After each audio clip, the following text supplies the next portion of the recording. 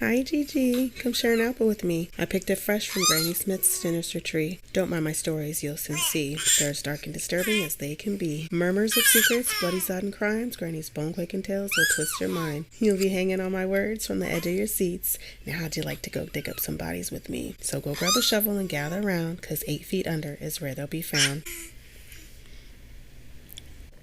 This podcast contains detailed discussions of real-life crimes, which may include descriptions of violence, sensitive subject matter, and other potentially distressing content. Listener discretion is strongly advised. The material is intended for mature audiences only and may not be suitable for children or those who may find such topics triggering. Oh my God, welcome back to 8 Feet Under with Granny Smith. I know it's been forever. I'm sorry, life was just lifing. I was moving, getting settled into my new/temporary place. I'll be moving again, but yeah, a lot's been happening. So unfortunately, I was not able to record for a while, but I'm back, and I got a new mic. So hopefully this one will be better than the last one. Sorry for my voice, I'm sick. I actually planned on recording the last week a bunch of episodes, but then I got RSV, and that took me the fuck out. So I wasn't able to record like I wanted to. I pretty much slept for a damn near fucking week. But besides that, how's everybody doing? I've been okay, besides being sick. What else is new? Oh, I went to the Ren Fair, you guys. I went to the Ren Fair with Spider and Mark, and I had a fucking blast. I think I'll post the pictures or the videos. Normally I don't post like my personal stuff on the podcast social media, but I think I will. Granny Smith killed the Ren Fair, okay? My good friend Spider is amazing with like makeup and costumes and that type of shit. She got me all dressed up and did my makeup and her makeup. Her husband was dressed up. We got so many compliments. People were taking pictures with us, and it was a really good time. And I got my ass on a camel. And if you know me, you know that I'm not really an animal person, and I don't like heights. I don't care what you say. Sitting on top of a camel, that's high up for me. So I did that. We had a fucking blast. I'll post those pictures. But anyways, what else? I don't think there's anything else I really have, like no tea for you. So I guess we could get right into today's episode, since it's been forever and a fucking day, right? So today we're going to take a little field trip to the south side of Chicago. How do you even say that? Was the Chicagoan accent? Nah, that's probably wrong. Don't you miss me fucking up some words? Because I'm definitely going to do it. Anyways, we're taking a field trip to the south side of Chicago, to a townhouse at 2319 East 100th Street, a place that was supposed to be safe, a place where young women were living, studying, working, and building their futures. And then the night of July 13th through the 14th of 1966 happened. By morning, 8 student nurses were dead. One survived by hiding under her bed. And the man that was responsible would become one of the most infamous names in American crime history. So go grab those bedazzled shovels so we can dig 8 feet into the story of Richard Benjamin Speck. Welcome to the Birdman. Now, if you've watched Mindhunter, they do cover him in that series as well, and I highly, highly suggest Mindhunter. I don't know if I've talked about it already, but if I have, forgive me, I'm a grandma and I forget shit. It is the true story of how the FBI's behavioral analysis unit started, with the 2 agents that went around interviewing serial killers and other violent criminals to learn how to build a profile. So, sources for today are a 2024 CBS News article, a Wikipedia article, and then the rest will be in the show notes. Alright, so who the fuck was Richard Speck? Richard Benjamin Speck was born on December 6, 1941 in Kirkwood, Illinois. He was the 7th of 8 children, born to Benjamin Franklin Speck and Mary Margaret Carbaugh, something like that. Shortly after he was born, the family moved to Monmouth, Illinois. Is it Illinois or Illinois? Anyway, it's gonna be whatever I say. So Richard and his sister Carolyn, who was born in 1943, were much younger than the older siblings. His mother was deeply religious, and she was so I fucking looked this word up to see how to pronounce it, because I know I'm saying it wrong. Teetotaler. Somebody who doesn't drink alcohol or believe in drinking alcohol. Teetotaler.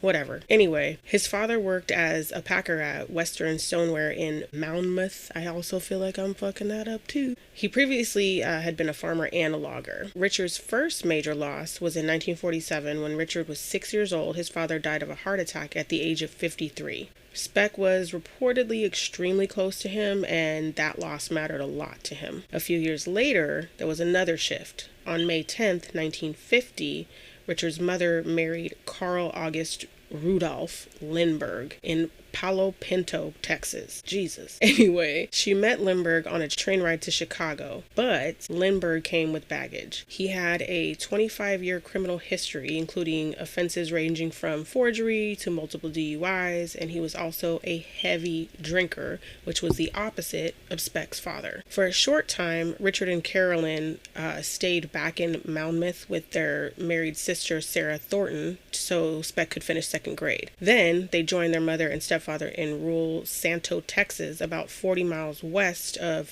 Fort Worth, where Speck attended third grade.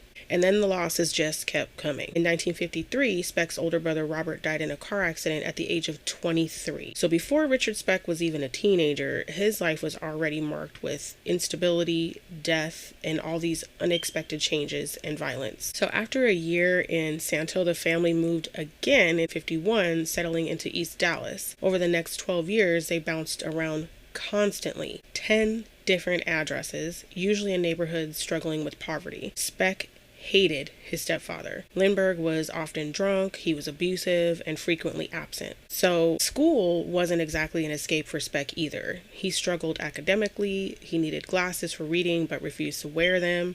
He repeated the 8th grade at J.L. Long Junior High School, partially because he refused to speak up in class, and then he had a fear of people staring at him.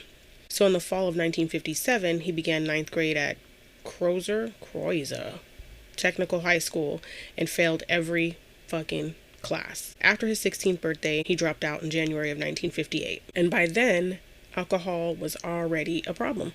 Speck began drinking at the age of 12, and by age 15, he was reportedly drunk almost every day. His first arrest was in 1955 at age 13 for trespassing. Over the next 8 years, it was one arrest after another, mostly misdemeanors, but they were piling up into a pattern. From 1960 to 1963, he worked as a laborer at the 7-Up bottling company in Dallas. Is 7-Up still a thing? I haven't seen anybody drink a fucking 7-Up in I don't know how long. It has to be, right? That's a dumbass question, Stacy. Okay. But when's the last time you've seen someone drink a 7-Up? Anyway, then came the relationship that turned into a marriage almost as fast as it began. In October of 1961, Speck met 15-year-old Shirley Annette Malone at the Texas State Fair. Within 3 weeks, she was pregnant. Now, mind you, he was about 20 years old at this time. She's 15. They married on January 19th of 1962, moving in with Speck's sister Carolyn and her husband. And then Speck's mother was living there too after separating from Lindbergh, who had moved to California. Now, around this time, Speck also dropped Lindbergh's surname that he had been using and returned to his original name, Richard Benjamin Speck. Their daughter, Robbie Lynn Speck, was born on July 5th, 1962, while Speck was in jail serving a 22-day sentence for disturbing the peace after a drunken fight in McKinney, Texas. By July of 1963, Speck, who was only 21 at the time, was sentenced to 3 years in prison for forgery and burglary. He forged and cashed a coworker's paycheck of $44 and then robbed a grocery store for cigarettes, beer, and $3 in cash. He was paroled in 1965 after serving 16 months at the Texas State Penitentiary in Huntsville, Texas. But his freedom didn't fucking last. Just one whole last week later, on January 9th, 1965, Speck was arrested again. This time for attacking a woman in a parking lot of her apartment building with a 17-inch carving knife. He ran when she screamed, but the police caught up with him within minutes a few blocks away. He was convicted of aggravated assault and sentenced to 16 months, concurrent with a parole violation, and returned to prison in Huntsville. Then a mistake, a bureaucratic error, put him back on the fucking street sooner than expected. Even though he should have stayed longer, he was released after 6 months.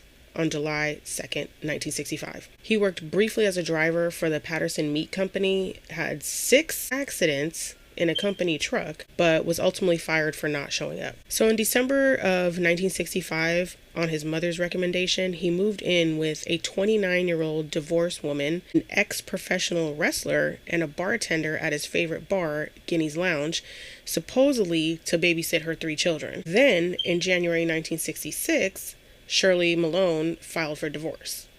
So that was the 15-year-old that he got pregnant and married. He's gross. Anyway, that same month, Speck was involved in a knife fight at Guinea's and stabbed a man. He was charged with aggravated assault, but his fucking mother hired an attorney who got it reduced to disturbing the peace. Speck was fined $10 and then jailed for 3 days after failing to pay, which, I don't know, I guess this is a different time, so whatever. And his mom is most definitely enabling his behavior.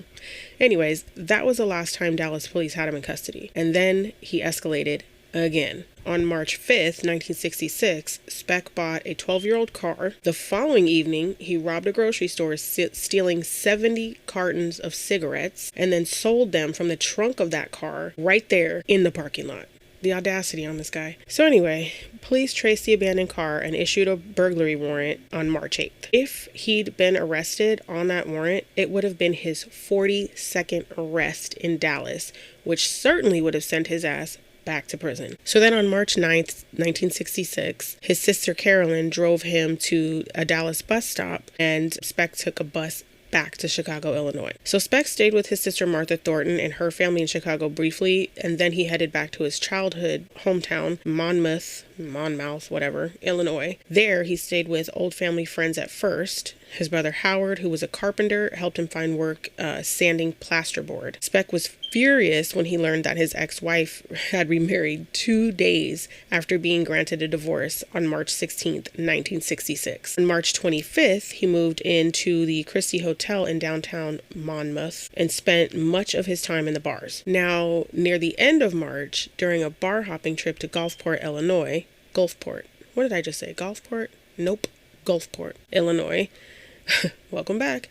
Speck and others were detained overnight after he allegedly threatened a man with a knife in a tavern restroom. He's got a pattern with these fucking knives. Then there came an attack that reads like a warning sign nobody could have stopped in time. On April 3rd, Virgil Harris, a 65-year-old resident of Monmouth, returned home at 1 a.m. and found a burglar inside brandishing a knife. She described him as a 6-foot-tall white man, quote, very polite, who spoke very softly with a slow southern drawl, end quote. He blindfolded her, tied her up, raped her, ransacked her home, and then stole $2.50 that she had earned from babysitting that night. Then a week later, another woman disappears. Mary Catherine Pierce, a 32-year-old barmaid, she worked at her brother-in-law's tavern called Frank's Place. She was last seen leaving at 12:20 a.m. on April 9th. She was reported missing on April 13th, and her body was found the same day in an empty hog house behind the tavern. She died from a blow to the abdomen that ruptured her liver. Speck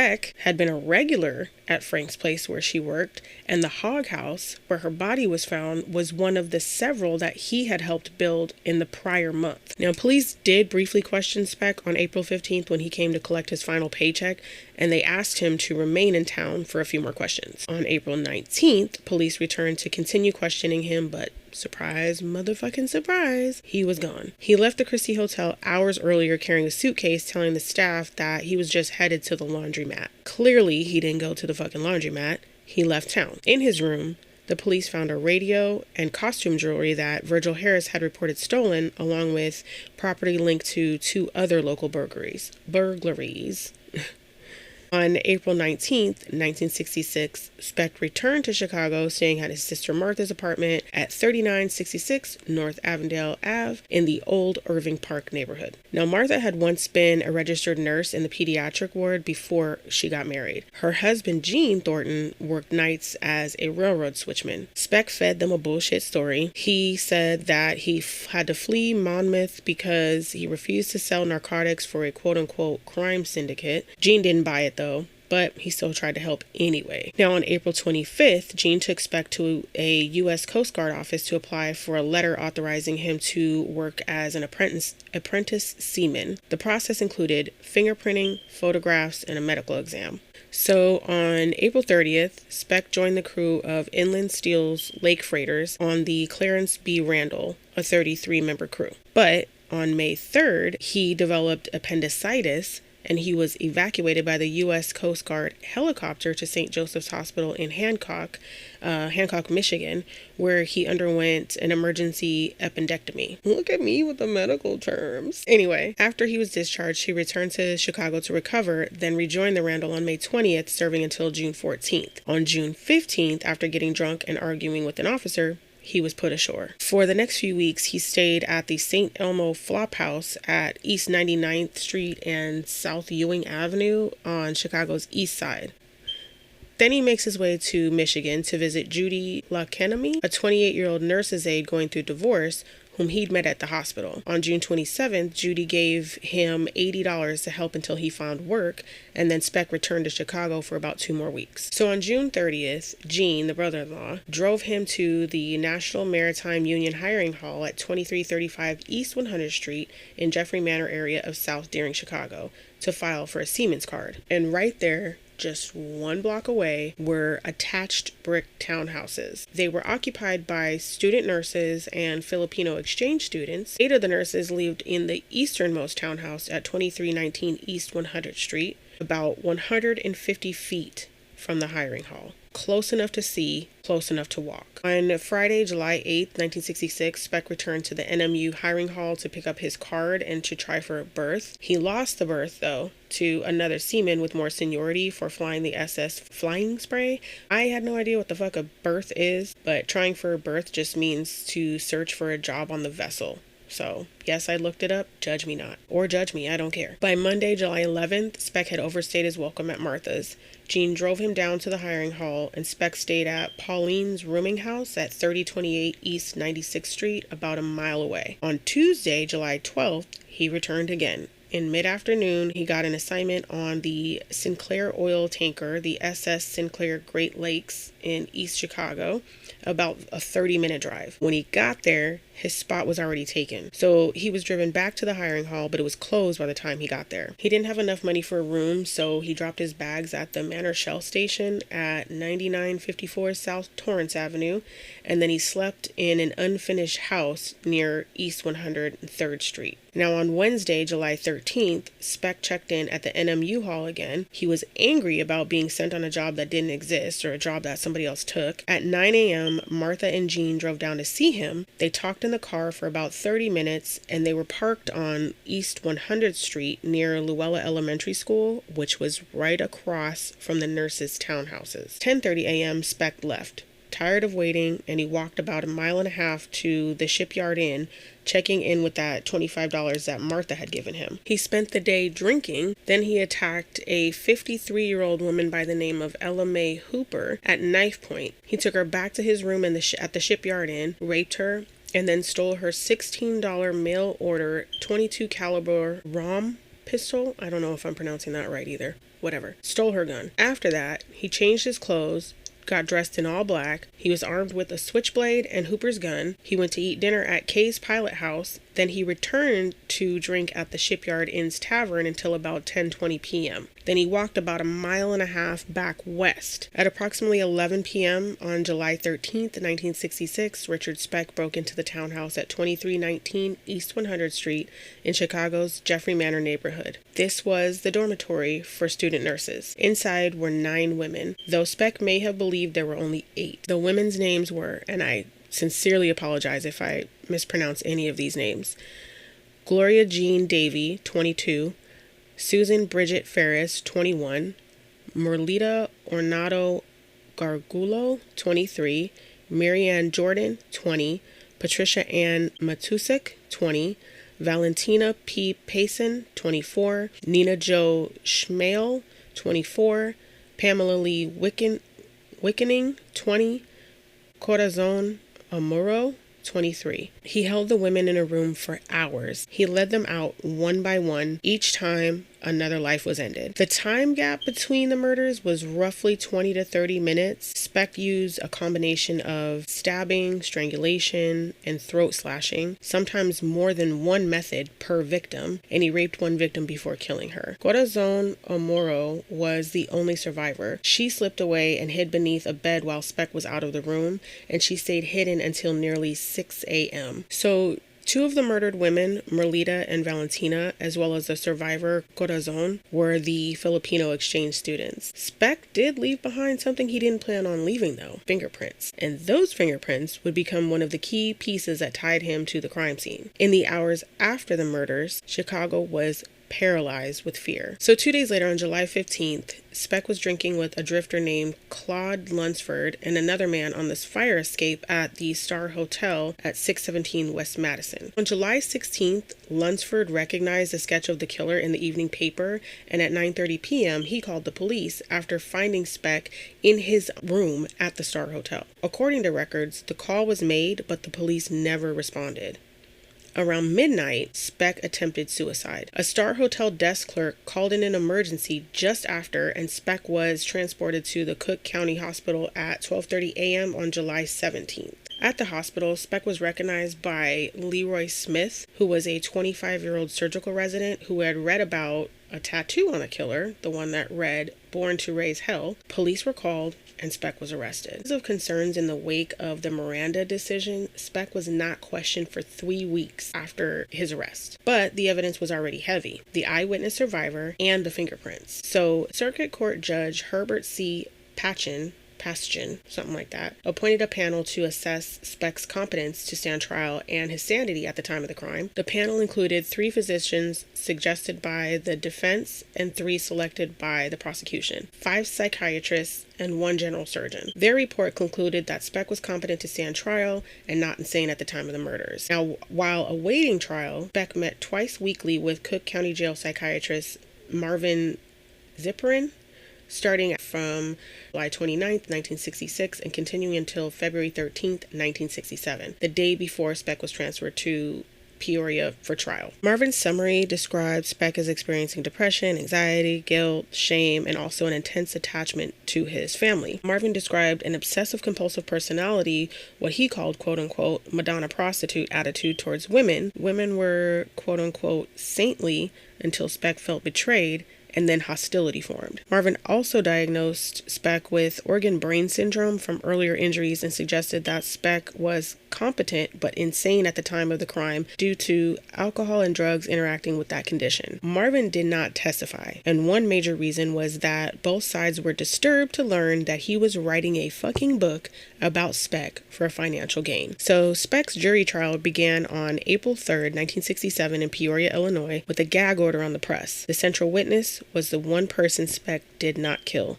Corazon Amaro. When asked if she could identify the killer, she stood up, walked directly in front of him, pointed at him, nearly touching him, and said, "This is the man," end quote. Lieutenant Emil Geis testified that the fingerprints from the scene matched Speck's. On April 15th, after 49 whole minutes of deliberation, the jury found Speck guilty and recommended death. On June 5th, Judge Herbert C. Patchen sentenced him to die in the electric chair, though an immediate stay was granted pending an automatic appeal.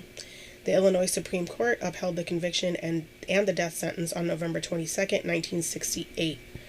On June 28th of 1971, the U.S. Supreme Court upheld Speck's conviction and reversed the death sentence, citing issues related to jury selection and capital punishment views. Then, on June 29th, 1972, Furman v. Georgia effectively made the death penalty unconstitutional as it was being applied, leaving resentencing as the next step. On November 21st, 1972, Judge Richard Fitzgerald resentenced Speck in Peoria to 400 to 1,200 years, 8 consecutive sentences of 50 to 150 years, later reducing that to 100 to 300 years. He was denied parole within 7 minutes at his first hearing on September 15th, 1976, and again at hearings in 1977, 1978, 1981, 1984, 1987, and 1990. Bro, really? He has a set of balls on him. What the fuck makes you think you're gonna get out after something so horrific? Anyways, moving on. So Speck served his time at Stateville Correctional Center in Crest Hill, Illinois. He gained the nickname Birdman after the film Birdman of Alcatraz because he kept sparrows that flew into his cell. He was described as a loner. He collected stamps, he listened to music, he made mundane requests for clothes and a radio. The warden summed him up dismissively as, quote, a big nothing doing time, end quote. But Speck wasn't a model inmate. He was frequently caught with drugs or distilled moonshine. Ugh. moonshine. Bad experience. Do not recommend. Anyway, he openly mocked his consequences, stating, quote, "How am I going to get in trouble? I'm here for 1,200 years," end quote. Speck hated reporters and gave only one press interview in 1978 with Chicago Tribune columnist Bob Greene. In that interview, he confessed publicly for the first time and said that he believed he'd be out, quote, "between now and the year 2000, end quote, hoping to run a grocery business." Good fucking luck with that, dude. When asked if he compared himself to famous criminals like John Dillinger, who was also on my list to cover, Speck said, "Me, I'm not like Dillinger or anyone else. I'm freakish," end quote. He described his emotional state during the murders, stating, quote, "I had no feelings at all that night.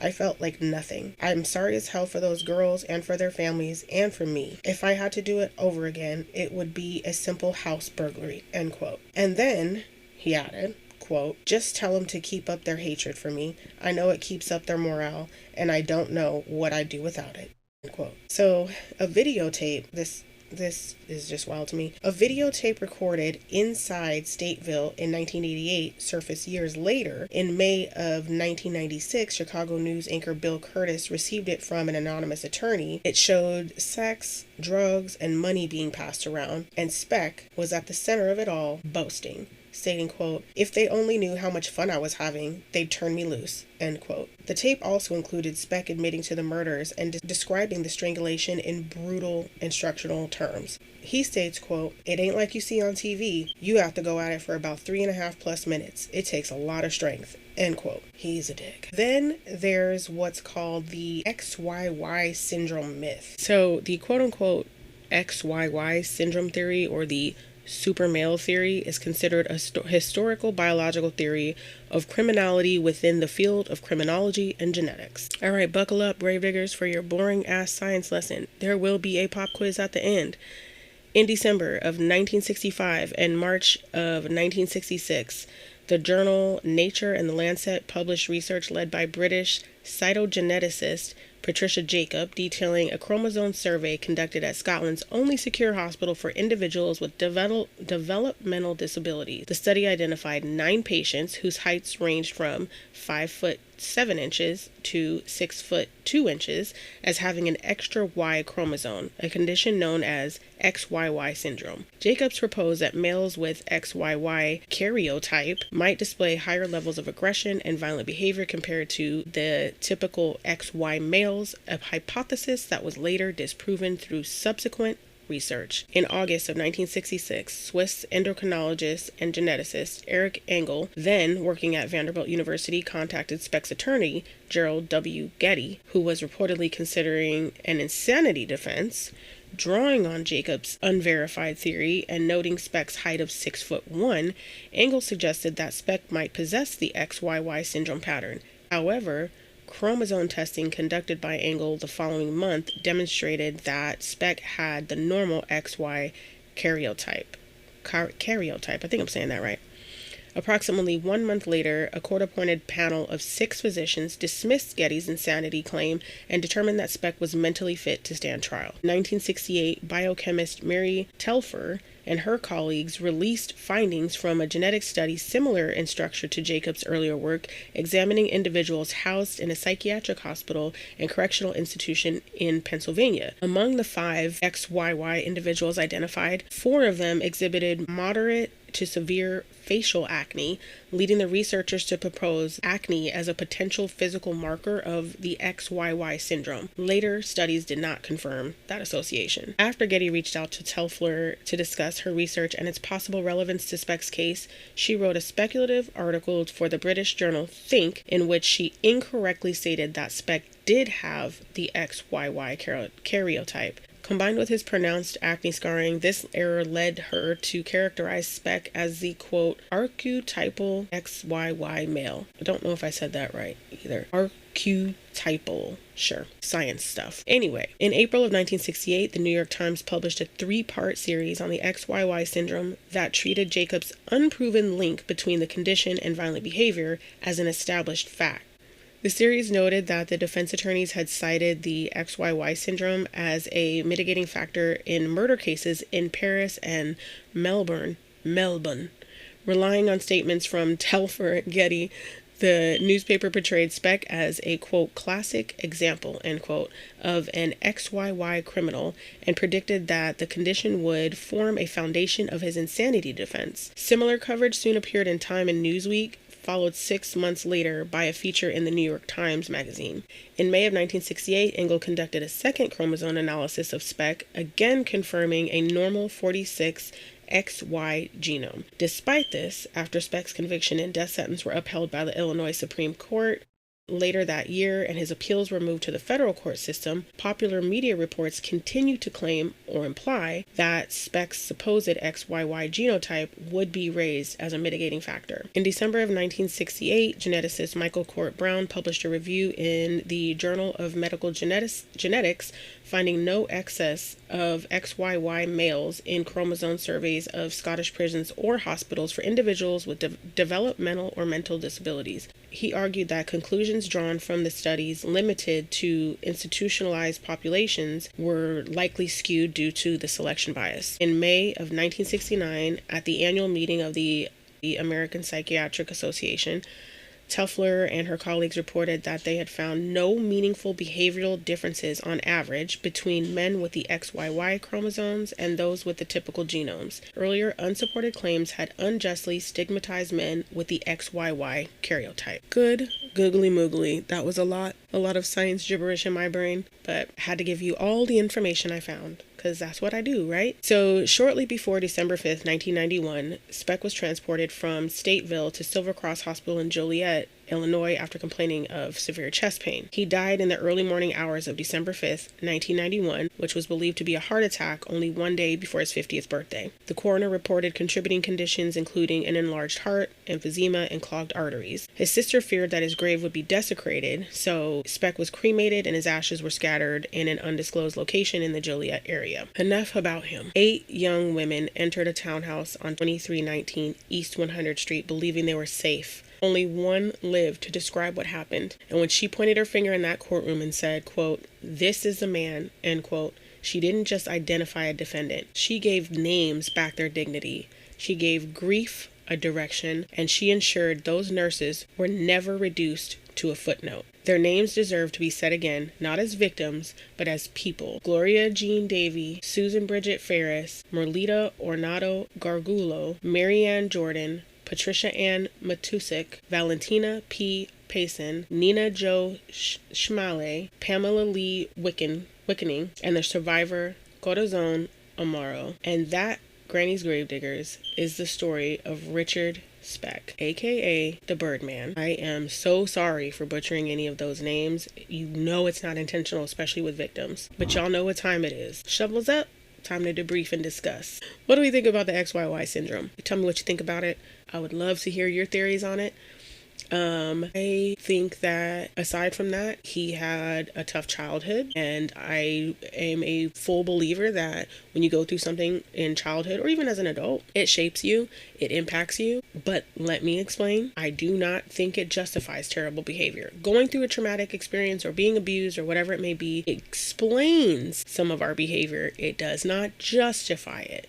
To be transparent, I say this from experience. I had a very rough childhood. Throughout this podcast, I'm sure a lot of my life will come out. Some family members may be upset, but it is what it is. I'm here to tell you the truth. I tell other people's stories. Maybe someday I should just sit down and tell mine. But anyways, I made terrible choices after I went through what I went through. And what I went through explained that behavior. It didn't justify it. As an adult, I had to realize, hey, you got to get your shit together. The thing about experiences shaping who we are is we can be reshaped. Right? You can be remolded. You can be rewired in a positive way. So having those bad experiences negatively impact me and shape who I was then, I had to learn to reshape myself, how I thought about people, how I thought about the world, how I treated people, how I treated myself. Do you hear what I said to you? How you treat yourself matters. And I know that's hard and that's something that I'm still working on, but we can't keep using our trauma and our past experiences to hurt other people. People like Richard Speck, people like the Dahmers, the Gacy's, whatever, they cannot use their childhood anymore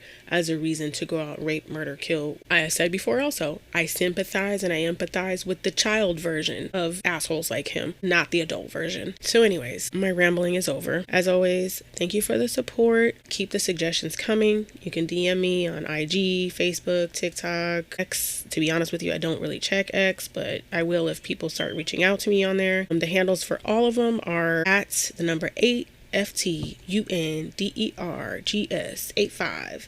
For Facebook, I believe you can find it that way. If not, you can just search 8 Feet Under with Granny Smith, all spelled out. So again, thank y'all. I'm so sorry that it took forever. I have been so inconsistent, my bad. But hopefully it won't happen again. Hopefully I'll be able to just keep it going, keep her going. Until next crime, stay safe, stay curious, and remember, an apple a day keeps the motherfucking murderers away. Granny love you, bye.